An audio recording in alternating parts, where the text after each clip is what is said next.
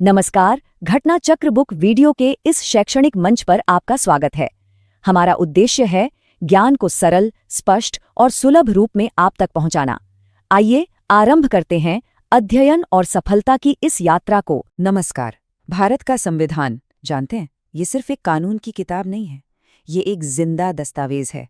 तो चलिए आज समझते हैं कि ये बुनियादी दस्तावेज समय के साथ बदला कैसे है, विकसित कैसे हुआ है। अब ये सवाल दिमाग में आता तो है ना, कि भाई एक डॉक्यूमेंट जो 70 साल से भी ज्यादा पहले लिखा गया था, वो आज के मॉडर्न भागते दौड़ते भारत की जरूरतों को पूरा कैसे कर सकता है।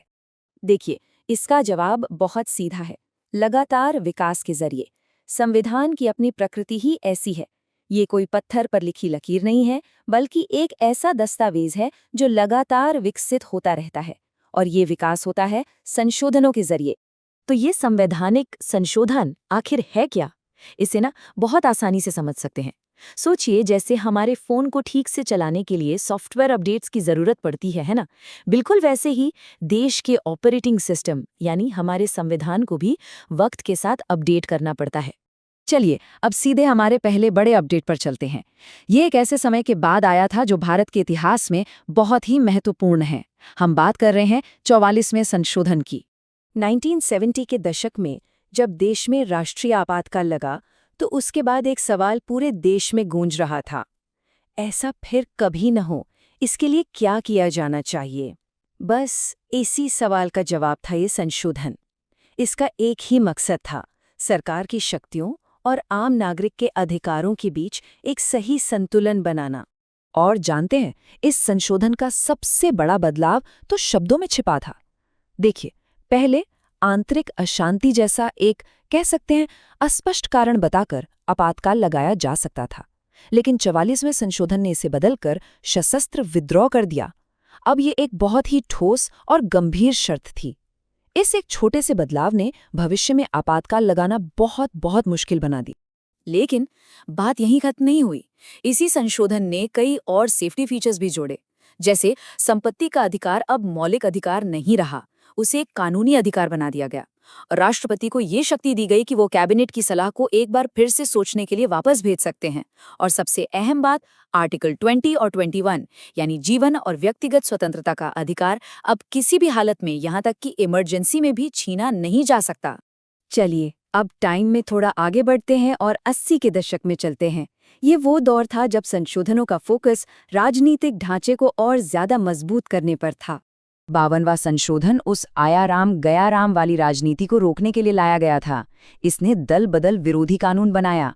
मतलब अब अगर कोई विधायक चुनाव जीतने के बाद अपनी पार्टी बदलता है तो उसकी सीट जा सकती है। राजनीतिक स्थिरता के लिए ये एक वाकई बहुत बड़ा कदम था। लेकिन 80 के दशक में सिर्फ राजनेताओं के लिए ही नियम नहीं बने।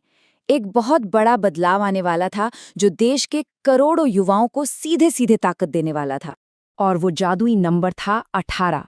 जी हाँ, 61वें संशोधन ने वोट देने की उम्र 21 साल से घटाकर 18 साल कर दी। सोचिए, रातों रात भारत के करोड़ों युवा लोकतंत्र की मुख्य धारा में आ गए। उन्हें अपनी सरकार चुनने का, अपनी आवाज उठाने का अधिकार मिल गया। अब रुख करते हैं 90 के दशक का। इस दशक का जो सेंट्रल आइडिया था वो था पावर को सिर्फ दिल्ली और राज्यों की राजधानियों तक सीमित न रखकर उसे जमीन तक, आम लोगों तक पहुंचाना। और इस सोच को हकीकत में बदला 73वें और 74वें संशोधनों ने। इन्होंने भारत के शासन में एक तीसरी और शायद सबसे जरूरी लेयर जोड़ दी। मतलब केंद्र और राज्य सरकारों के बाद अब पंचायतों और नगरपालिकाओं को भी संवैधानिक दर्जा मिल गया। इसका सीधा मतलब था कि अब गांव और शहर की सरकारें अपने फैसले खुद लेने के लिए ताकतवर बन गई थी। इसी दशक में दो और बड़े बदलाव हुए। 69वें संशोधन ने दिल्ली को एक खास दर्जा दिया, नेशनल कैपिटल टेरिटरी का, अपनी विधानसभा के साथ। और वहीं 71वें संशोधन ने कोंकणी, मणिपुरी और नेपाली को 8वीं अनुसूची में शामिल करके भारत की भाषाई विविधता को और सम्मान दिया।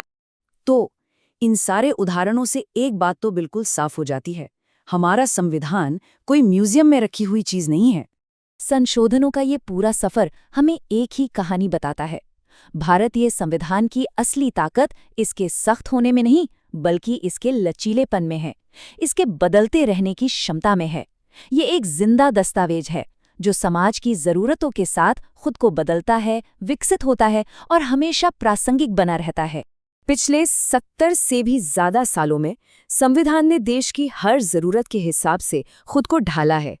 अब सवाल ये उठता है कि भविष्य में ये और कैसे विकसित होगा ताकि आने वाली पीढ़ियों की उम्मीदों और आकांक्षाओं को भी ये पूरा कर सके।